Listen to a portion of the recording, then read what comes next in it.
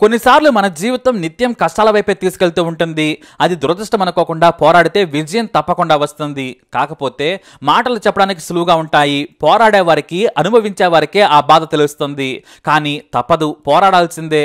పోరాడితేనే విజయం వస్తుంది. తమిళనాడులోని ఓ కుర్రాడికి దేవుడు మోయలేనంత కష్టాన్ని ఇచ్చాడు.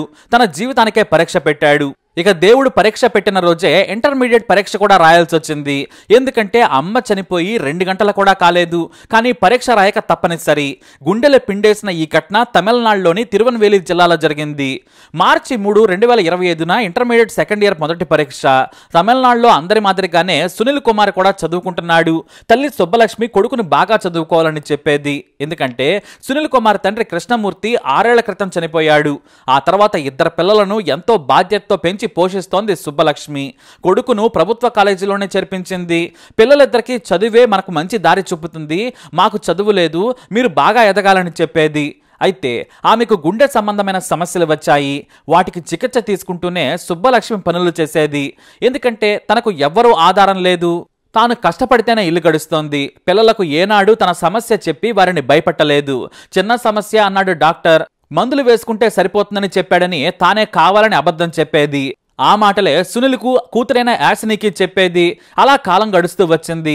మార్చి 2 రాత్రి సునీల్ కుమార్ తన స్నేహితుడితో కలిసి పరీక్షకు ప్రిపేర్ అవుతూ ఉన్నాడు. కానీ చెల్లెలు అమ్మ కదలడం లేదన్నయ్య అని చెప్పింది. వెంటనే తమ పక్కింట్లో ఉండే ఆంటీకి వెళ్లి చెప్పాడు సునీల్. వాళ్ళు భయపడిందే జరిగింది. మీ అమ్మ చనిపోయింది అని చెప్పకుండా వేగంగా ఆసుపత్రికి తీసుకెళ్లారు. కానీ సుబ్బలక్ష్మి చనిపోయిందని చెప్పడంతో సునీల్ యాచనెల రోదనలు అంతా ఇంతా కాదు. బంధువులంతా వచ్చారు. సునీల్కు ధైర్యం చెప్పారు. నువ్వు పరీక్ష రాయి నాన్న, అమ్మ నీ చదువు కోసం తప్పించింది.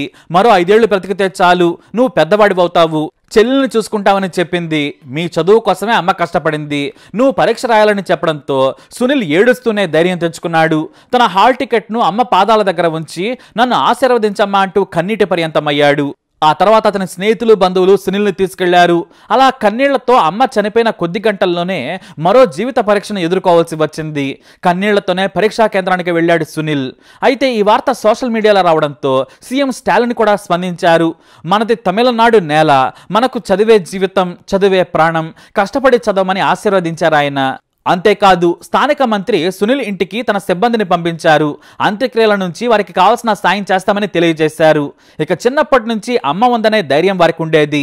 ఇప్పుడు వారికి వారే ధైర్యం. ఇదే కదా జీవితం అంటే. సునీల్ భవిష్యత్తులో గొప్పగా ఎదగాలని కోరుకుందాం. కష్టాలు ఎల్లకాలం ఉండవనేది నిజం. మరి మీరేమంటారు? మీ అభిప్రాయాన్ని కమెంట్ ద్వారా తెలియజేయండి. సునీల్కి ధైర్యం చెప్పేలా ఓ మాట చెప్పండి. ఈ వీడియో అప్డేట్స్ కోసం మై ఛానల్ ఫాలో అవ్వండి.